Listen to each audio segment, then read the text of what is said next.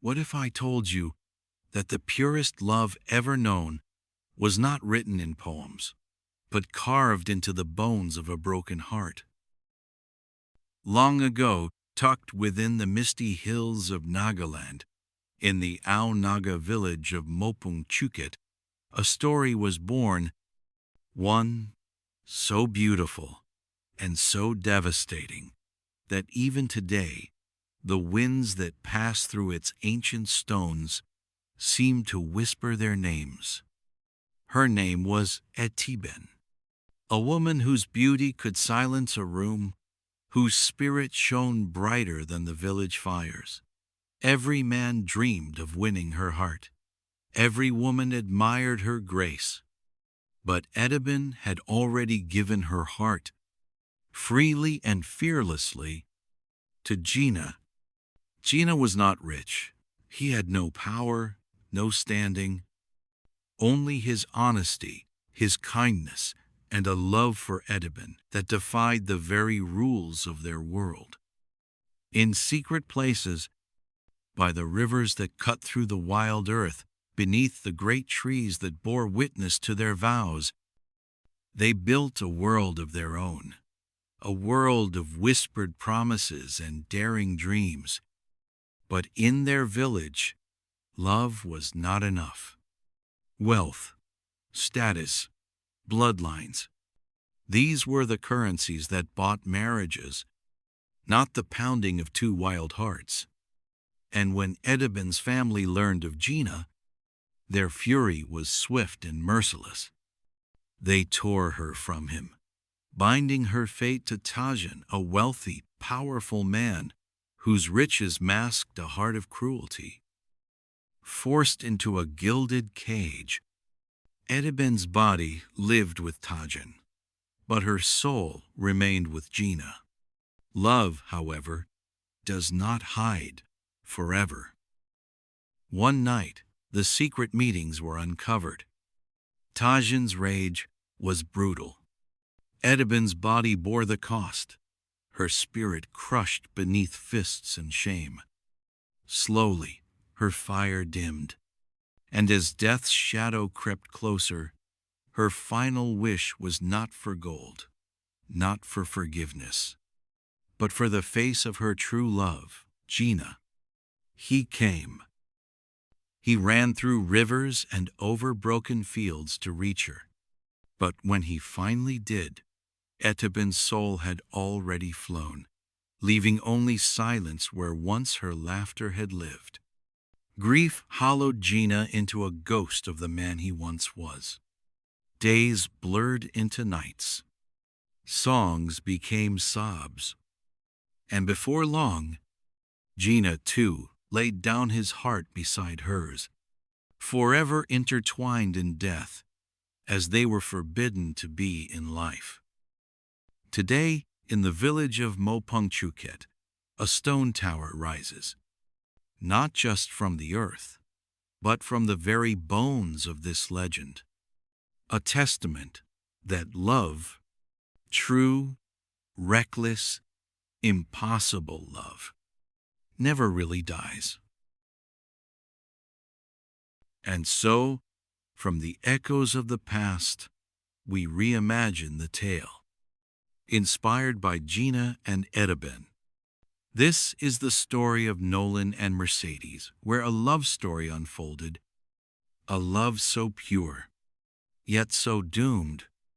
It is the tale of Nolan and Mercedes, a love forbidden by fate, shattered by greed, and saved only by a warrior of destiny. The world would soon remember the name, March. Nolan was a man of honor, skill, and courage, a warrior unmatched, a protector of the weak, but he was born with nothing.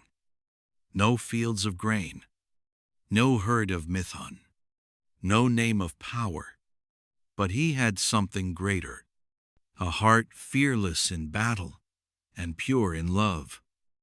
And his love belonged to Mercedes. She was the daughter of a great chief, the jewel of her village.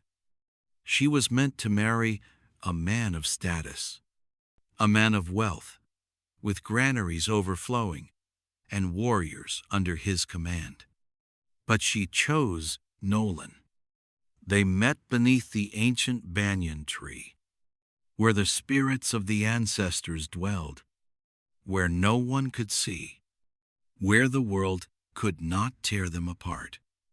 But fate had other plans. In the heart of the village there was a man not of love, but of greed and hunger. They called him the merchant chief. He had barns full of rice, warriors who obeyed his every command, and a thirst for power that knew no end. And he wanted Mercedes, but he saw her eyes and he knew. She did not belong to him. She belonged to Nolan. Rage consumed him. Hatred burned in his soul. He would destroy Nolan at any cost. Lies were whispered into the ears of the village elders. Nolan is a thief, they said. He brings bad omens. He conspires with spirits to bring ruin upon us. And so the warriors came for him. They dragged him through the village. Beaten, broken, cast out like a cursed man. Mercedes cried out, fought for him, but the bamboo walls of her own home became her prison. She was locked away, a prisoner to a future she did not choose. And on the night of the great harvest festival, Mercedes was given to the merchant chief. But fate does not forget the innocent. For in the depths of the sacred groves, where the spirits of warriors walked unseen, a guardian stirred. His name was March. By day, a mischievous village boy. By night, a warrior chosen by the ancestors. When he heard of the injustice, he did not hesitate. He sought out Nolan in exile. He listened to the whispers of the wind that carried Mercedes' sorrow, and he knew what had to be done. Justice, retribution, the truth must rise. And so the hunt began. On the night when the skies turned red, March strode into the village. The warriors fell like bamboo before the storm. The merchant chief's longhouse trembled as fate came knocking. And there, in the chamber of woven cane and silk, where she was kept, Mercedes waited. March cut through the chains of fate, and Nolan returned. With March by his side, the warrior rose from exile. He stood before the merchant chief, before the man who had stolen his life. And the battle began. Spears clashed. The earth shook. The past and the present collided in a storm of fury.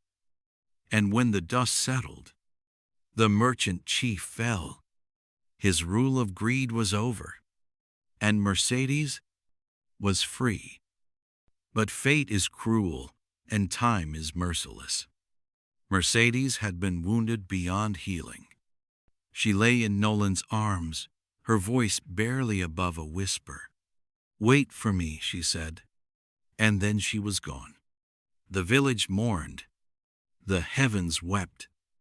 And Nolan, once fearless, fell to his knees. Days later, he too was gone. But when the villagers gathered to light the funeral pyre, something happened.